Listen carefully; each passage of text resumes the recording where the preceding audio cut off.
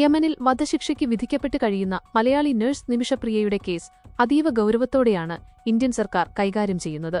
2025 July 16 നടപ്പാക്കാൻ നിശ്ചയിച്ചിരുന്ന വധശിക്ഷ താൽക്കാലികമായി മാറ്റിവെച്ചത് വലിയ ആശ്വാസമാണ് നൽകിയിരിക്കുന്നത്.